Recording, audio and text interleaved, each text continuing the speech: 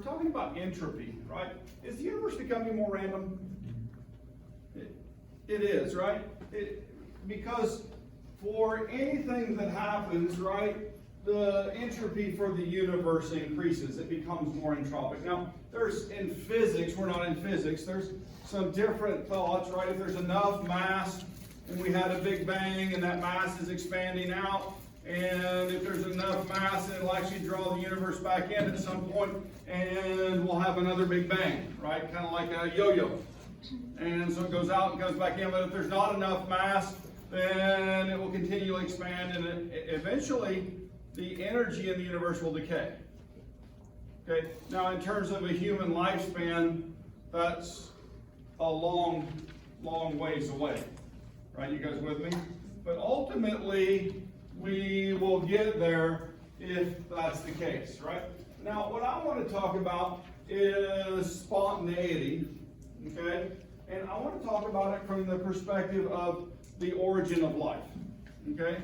Now, I am one that the origin of life is unknown to man, okay? There is some speculation and there have been some experiments done to mimic early conditions on Earth and to spontaneously form life, and have we been able to do that? No, we haven't yet. Could we someday? Is it physically possible?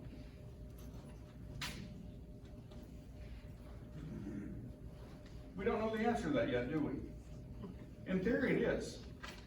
Okay? I'm saying this because I want you to consider some things that are really important, right? At least to me. Okay? Number one, do I openly show you that I'm Christian? I do, don't I? And I have a faith that Christ is my King and that my King sacrificed his life for me. It's just a matter of fact. Okay, that in my world. Now, is that a faith statement? In reality? In my world, it's a matter of fact, but it's a faith statement. Much like in science, we have to have faith that the world is real and we can measure it to do science. Would you guys agree with that statement? Just like I have to have faith that Christ is my King. It's an interesting thing that we have to have faith to do science. Okay? Now, I also know that in my faith, can I demean God? Can I make him smaller than what he is? I can. And I can do it even unintentionally. Right? So I want to acknowledge that. And sometimes when we say that things are impossible, such as to create the early conditions of Earth and to make a functional cell that works is impossible for humans to do, and only God can do that, then what happens when humans do it? People say we were wrong. People assume we were wrong. People will assume we were wrong, and also I demeaned God, didn't I? Because I put him at our level. Is he at our level? Only when he walked in human form? No, he wasn't even then, was he? He was human. He did have failings. He did get angry and turn tables over in the temple. Right?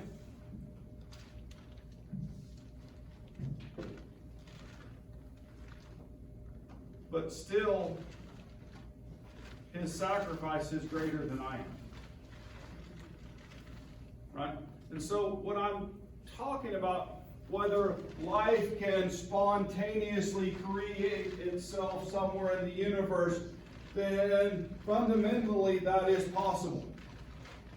You guys with me? And thermodynamically it is possible because the system and surroundings both work in this process, right? And so if the system's entropy decreases, then what happens to the entropy of the surroundings? It increases, doesn't it? And always in that, then the increase is such that the entropy of the universe grows. You guys with me? Now, I also say that if I take my cell phone and take a sledgehammer and beat it and throw it in the earth and bury it and wait 20,000 years and dig it back up, will it have reformed itself? No, it's not a transformer. I have a question. You said that Jesus was human and had failings. In that way, I didn't mean that negative, in a negative fashion. I meant that he got angry in the temple like I might. Does that make sense? Yeah, Jesus was perfect. And I should say it that way. But he had some human characteristics, right? And he had faith in, well, he knew what was coming, right? Do you guys believe that?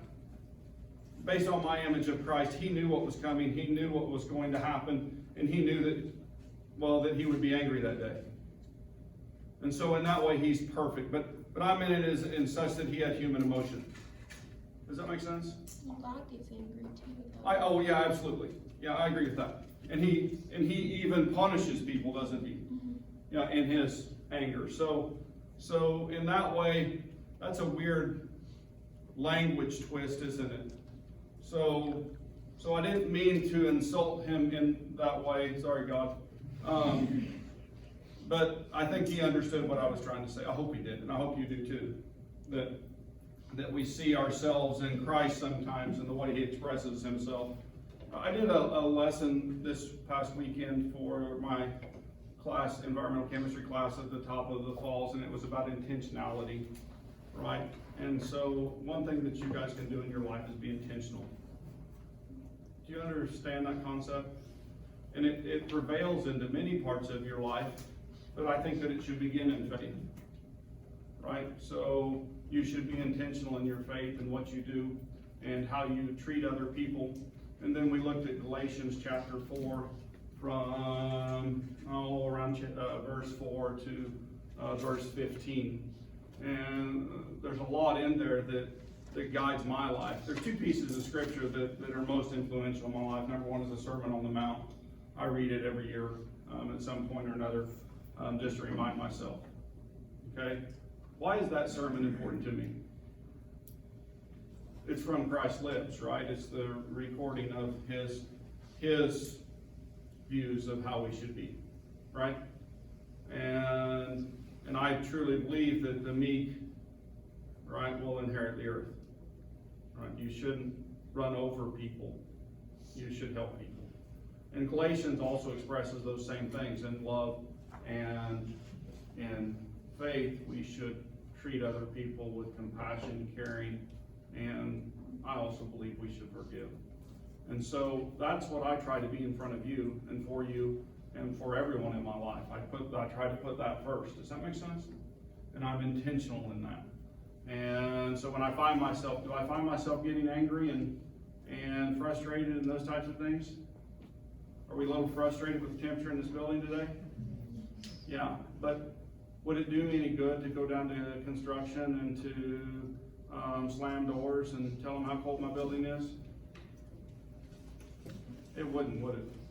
So you just be polite and you work through it, and you can put in a request to have it changed, but then you also know that if they change it on Sunday, it's going to be 79 degrees, and it will be 110 in here. And so we can stand a couple days of cold and put another jacket on. And so it doesn't do any good for me to have worry over that. And I think that's what Scripture says. And so I'm intentional in trying to not become frustrated with that. Does that make sense? And so then I also want to be intentional in that I realize that we don't fully understand the universe nor physical processes, and that God could have created life in any way that he wanted to. And if he wanted it to be created as a single cell and then to evolve from there, then to me that's even more amazing than to instantaneously put everything there already made, right? Because then there's a plan and he grew it. And now I understand that Scripture conflicts that. Do you guys understand that? Right? But I'm human. I don't fully understand what God's plan was. Okay? But I do think there's some things of value that we can take from that in an understanding of our creation and who made it, right? And that we can pay him the respect that he deserves.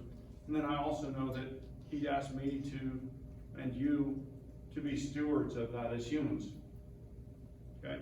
And so a lot of what I talk about with environmental and those types of things actually comes from Scripture, that we're to be stewards of his creation here on earth. And can we do that poorly also? Yeah, we can. And so, anyway, so this is a place where I always kind of talk about that because of some of the arguments that are made as to how it happened and those types of things. And I promise you, I once would have an argument with anyone that the earth is old and all of these other things. But what I found was that when I did that, all I did was make them angry. You guys with me? Yeah. And I spent hours and hours with Dr. Rappenchuk and Dr. Bolger, and a whole group of us met, and we talked about our faith, and we talked about our science, and we talked about terms, language, and those types of things. You guys realize that most of the conflict that you have in those areas isn't the science, it isn't faith, it's the communication of the two. That we use different words to mean, we use the same words to mean different things. We use the same words to mean different things. And so be careful when you're doing this. Instead of offending, educate. Instead of hurting, love. And those types of things, even in your teaching. Right? Even in your conversations. I go back, I always say, the biggest problem with our earth today is that we're letting chaos take over. And we're forgetting what common sense is. And we're thinking that we're better than other people. And so we forget common courtesy. And we need those things. Okay? We need to be civil. We're at a place in our country right now that I think is just ridiculous. We've got two extremes, and most of us live in the middle. So come live in the middle with me, and let's take our country back from all these crazies. Okay? Yeah. All right. I said it out loud. There it is. All right. Have faith. All right. Third law of thermodynamics. All pure, perfectly crystalline substances at absolute zero have zero entropy. What happens at absolute zero? Nothing. That's a perfect answer. We just exist. Everything stops. All motion, all everything. Right? So at absolute zero, we have zero entropy. So nothing is happening. Well, wait a minute. Entropy is a measure of what? Disorder. Order or disorder, right? And so at absolute zero, everything has stopped, and so there is no disorder. Neat way to think about it, isn't it? All right. Now, this is an expression right now that I want you to look at, and it's very important that we pay attention to temperature and pressure, right? You guys with me? It's very important we pay attention to temperature and pressure, because if temperature and pressure weren't held constant, this statement would be untrue. You guys with me? So if they're changing, this would be an untrue statement, and I would have to do different mathematics. Now, can I cheat sometimes, even though maybe the temperature does shift, and make an approximation with this? And yeah, I can. Okay, there's manipulations that we can do. We'll teach you some of those in PChem. Now, what I want you to see is that, wait a minute, what is delta H over T equal to?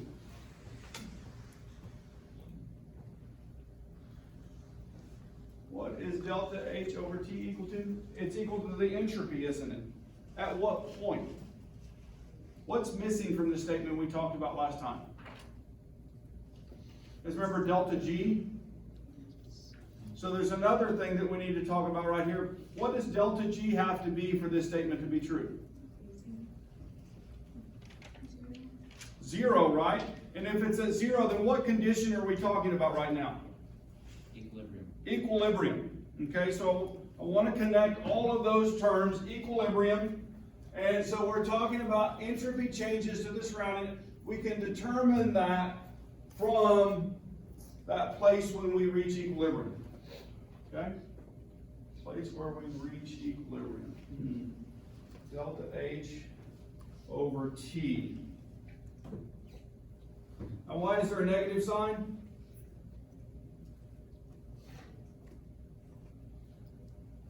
What's the delta H for? The heat of the system. What's the subscript there? System. And what's the subscript on the delta S?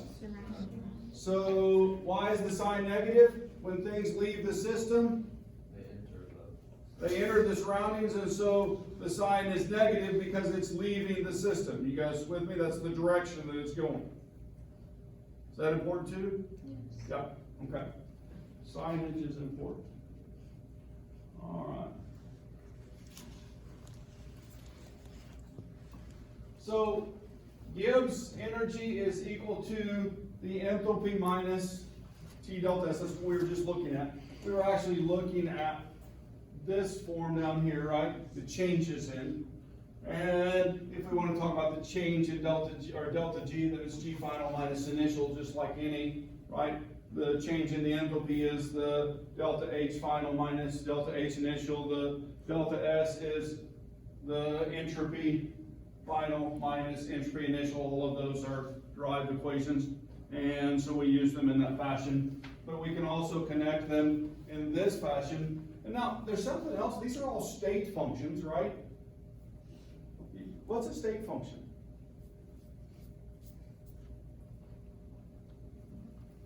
It's describing the system, isn't it? The state that the system is in. And so it doesn't matter how we get there, right? It's where the system is at that point, okay? So now Q sometimes is tracking the amount of heat, the little q. You guys remember little q, heat, right? Sometimes we watch it go up and then we go back down, and so we account for all of the heat. But normally in these, it doesn't matter where we start.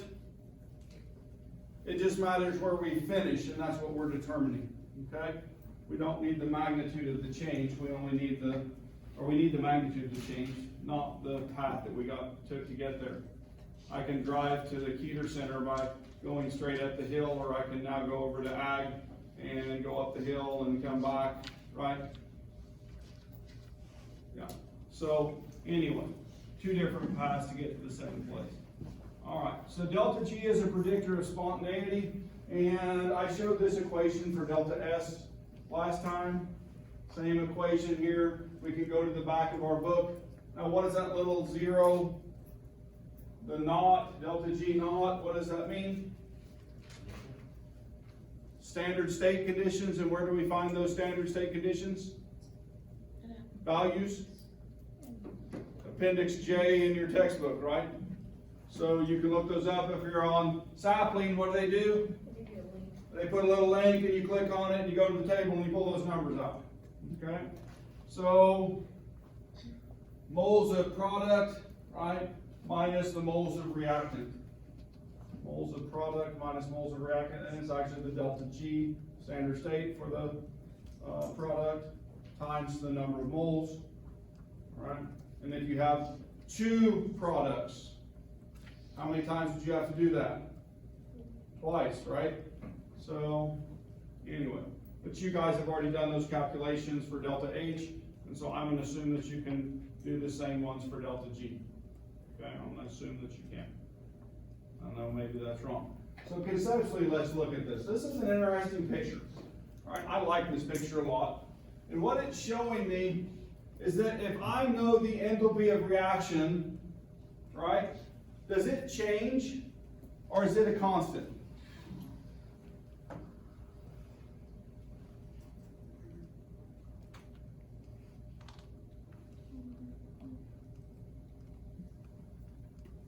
The heat of reaction, is it a constant? It is. If I know the reaction, I know how much heat I'm going to get from it. There's a great picture at the end of this chapter. Here, let's go look at that just for a second, just so I can explain what I mean. All the way to the end. Right here. All right? This is taking CO2, right, and water, and I make carbohydrates, right? And that process takes 2,870 kilojoules to do probably per mole, okay? Right, you with me? Where does the energy come from? The sun, right? And then we take those carbohydrates and we consume those, right? And how much energy do we get for that same amount of material?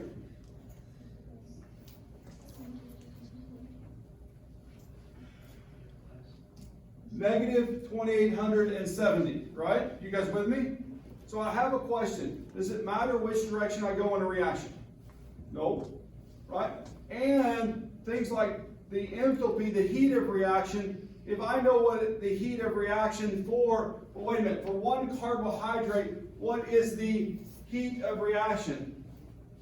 I'll ask it this way. I'm going to ask this question a different way. If I have 1 gram of carbohydrates, how many food calories is that?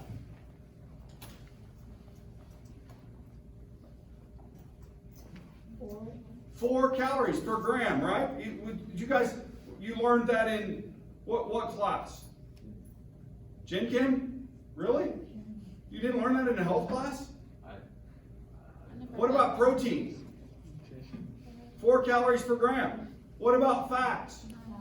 9 calories per gram. That's why you can't eat as much fat and stay thin, right? So, now, but what I just asked you is what's the enthalpy for carbohydrates? 4 calories per gram. That's the heat of, that's the same amount of energy that I get when I burn them with a flame or if I burn them in my stomach. Isn't that cool? Right? So let's go back to that picture. So I want to connect all of this, right? So this is a whole big loop. And so let's go back to that slide. Let's talk about it again. Because it really shows it, in my opinion, very well. Oh, that's a long ways back. All right, there we go. So, delta H, right? So if we're talking about carbohydrates, that's 4 calories per gram, okay? Now, wait a minute. Why is T delta S changing? Why is the value starting down here at 40 kilojoules and then going up to 80 kilojoules? What's changing actually? The temperature. The temperature's changing. So we're going from 300 degrees low temperature, right? This is in Kelvin to 600 degrees Kelvin. So the temperature term is changing, right? Now, in that, this is showing something else. Right where they cross, right? Right where they cross, those, the T delta S and the delta H are equal. You guys with me? And the expression is delta G equals delta H minus T delta S. So where those two lines cross, what is the value of delta G? 0. It's 0. Right? So in other words, you see the color shading change right here, right? And if I go up and I look right there and I follow this line over, this says that delta G is 0. This is a visual representation of that equation. You guys with me? Now, if I'm looking at this, if this is 0, these values are below 0, right? And these values are above 0. So I'm going to ask another question. All right? Which side or which color, the light blue or the dark blue, are product favored reactions? Dark blue. The dark blue, when delta G is negative. Okay? And so this is showing you that when T delta S is greater than delta H, right? When that is greater than delta H minus T delta S is less than 0, and delta G is less than 0, so the reaction is product favored. Right? That's what you're getting a visual representation of. And so on the other side of this is the opposite. Okay? And it's just the magnitude of those. So does temperature play a role in whether reactions are favored or not? It really does, doesn't it? So we can push reactions with temperature. Okay? Or Pullman. Sometimes it goes push or pull with heat. Most often we heat things up, right? So this is saying the same thing.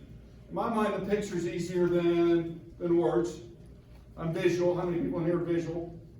Right? But this is saying that when delta G is negative, it's spontaneous. When delta G is positive, it's non-spontaneous. And when it's at zero, it's at equilibrium. Did I show you all of that on the graph on the previous page? Yes. I did. Okay? So just to let you know, that gives free energy. And so I'm saying that over and over again, so you're going to memorize that, and you're just going to know it. You're going to be able to look at things and tell whether they're spontaneous or not. All right? And so delta G equals delta H minus T delta S. And so now this is showing relationships of signs. Can I have a negative delta H? Yes. Could I have a positive delta H? Yes.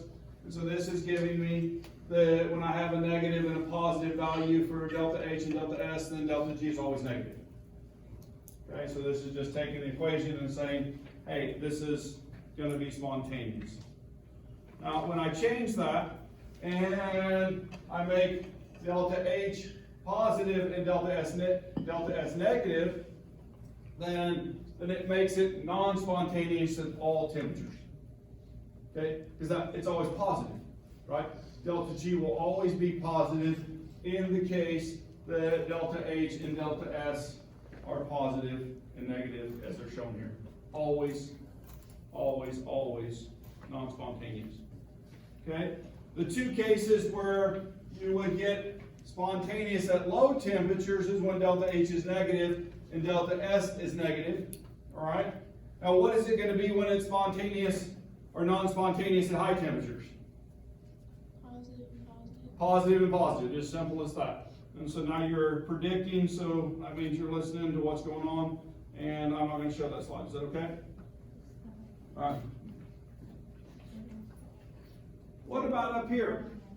Can we talk about those previous slides in phase transitions? When is a phase transition from liquid to solid favorable?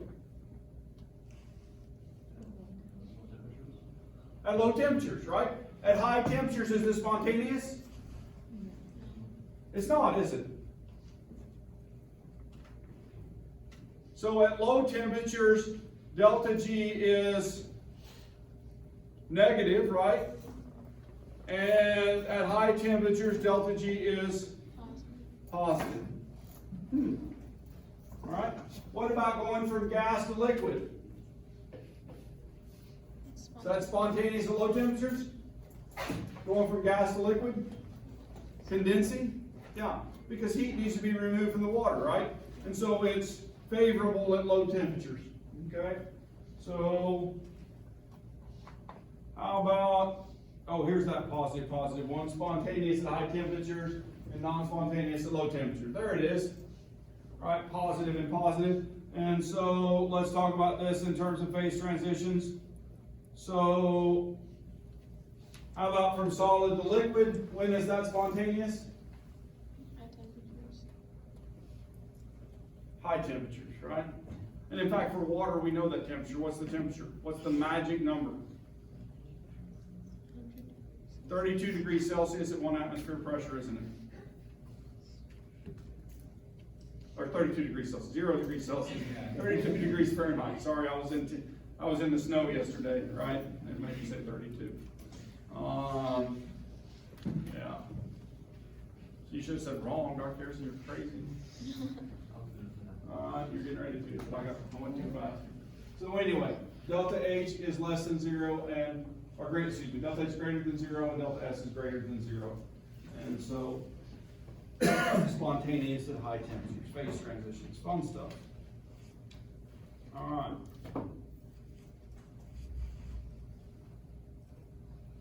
So the heat of fusion, all right, delta H of fusion is expressed in this way.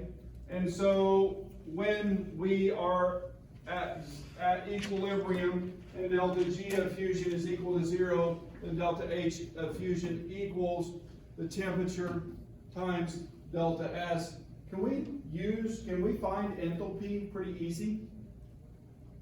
Just asking that question. Is it pretty easy to find the heat that it takes to do something? Yeah, was it easy to do the bomb calorimeter? Or even the coffee cup calorimeter? And so we can measure heat changes through temperature change, right?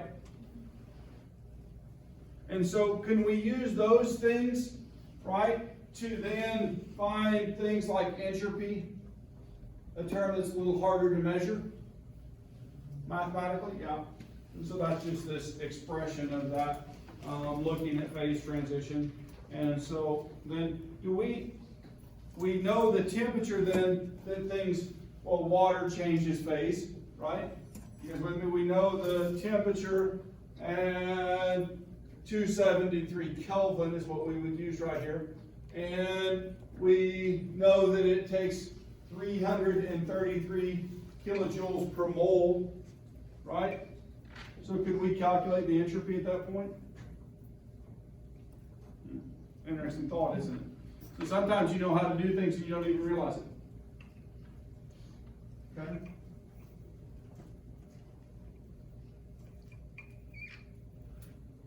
Alright. Same thing with the heat of vaporization, so we can look at the same mathematics there. And we just define which phase transition that we're going to do. And so we've been using these terms. And so they came from these mathematics and directionality and understanding Gibbs energy. And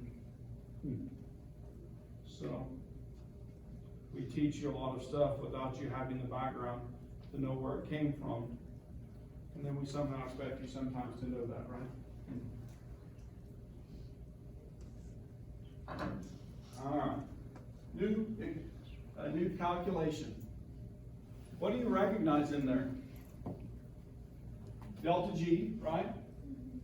And then you recognize the delta G standard state, delta G naught. Where would that be calculated from? Taking the back textbook. Yeah, Appendix J, or the link on sapling. And then what's R? It's a constant. It's the gas constant, right? Now, be careful because the units that you use here are different, and so it appears to have a different value, but it's not. Does that make sense? Okay. So, the temperature, right? And what temperature units are we going to use? Kelvin. And then what's Q? Products over reactants. Products over reactants. And so, well, that's kind of cool. So that means we're using Q to calculate reaction spontaneity. Didn't we already use it for that? Yeah, we did. This is the formal way to do it.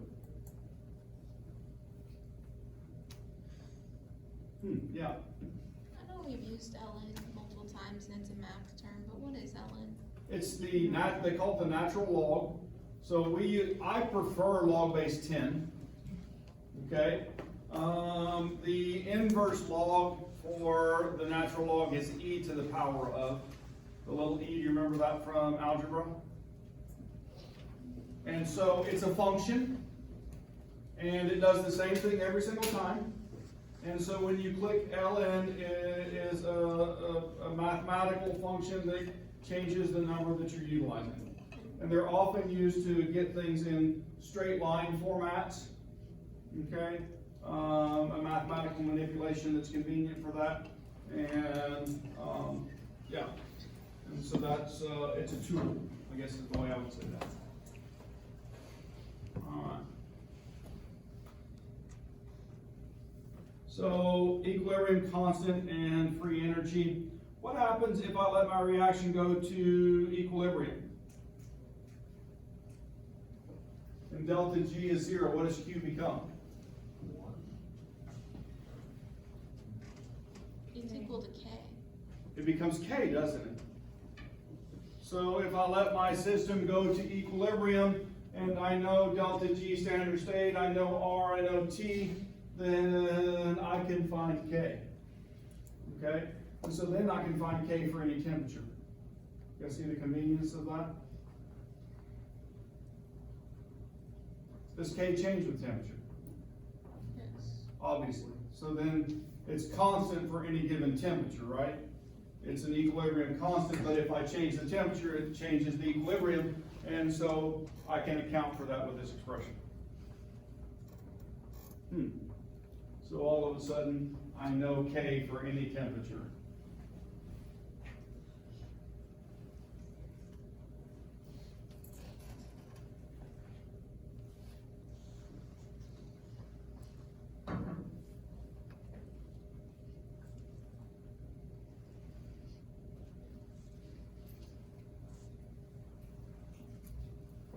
So how would I get rid of the ln right there mathematically to find K? I would take e to both sides of that expression, is that correct? E to the power of ln K and e to the power of delta S divided by R minus delta H divided by RT. So that would be the mathematical or the inverse law. And to get rid of that. So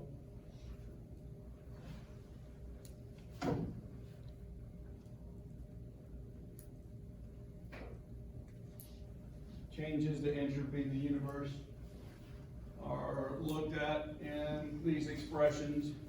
So we can take the T times delta S minus delta H greater than 0, delta H minus T times delta S less than 0.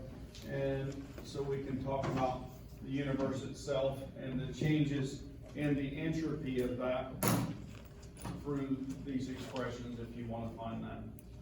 I'm going to leave that to Dr. Rowe in physical chemistry, and she will give you a clear expression of that in PChem. Okay? So you guys will cover this in detail. All right, spontaneous change at constant temperature and pressure. Changes in entropy. So anyway, so what happens to the entropy of the universe? What does it have to do? It always increases. Okay. All right. Influence of temperature on vapor pressure. All right. What happens with vapor pressure as the temperature goes up?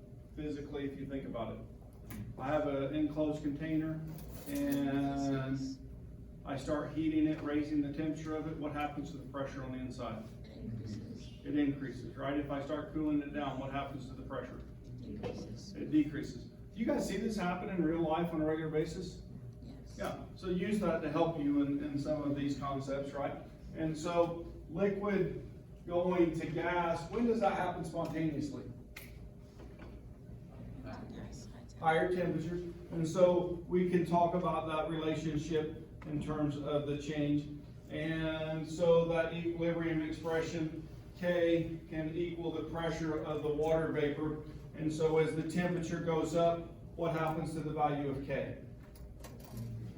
It increases, yeah. What qualifies it being at a low temperature or a high temperature? Because like nitrogen going from solid to liquid happens at a low temperature, the other way around, I mean, but. It's for each process has its own mathematical set of expressions which explains the thermodynamics for that. And not all materials behave the same. Okay? There's an interesting anomaly with very small gases like hydrogen and helium, and that when I actually let those escape, right, the temperature actually goes up. Where most gases, when I let them escape, what happens?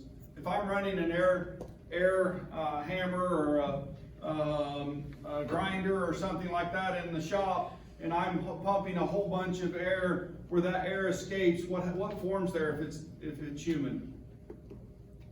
Ice, literally, okay? And so that releasing of pressure normally drops for most materials. And so the interesting thing about the real world is that not everything behaves the same, and that's why we study it, right? And then do we then find materials that do things that we want them to do for tasks and those types of things, in terms of industry and so on, right? Liquid fuels like petroleum that provide us power. Yeah. And so understanding that, and then can we improve the quality of the fuel just by understanding the heats of reaction for different compounds? Yeah, and so on, and so just be aware of that. So K equilibrium, if this is the case, is equal to E to the negative G divided by RT. And so we can look at those changes through temperature and that value change and how it goes up. And so that's just something that does, has use. And then this is actually a delta G as a function or the extent of reaction. And I'm going to cover this next time because it'll take a few minutes to go through that. Okay, so I'll cover that next time out of my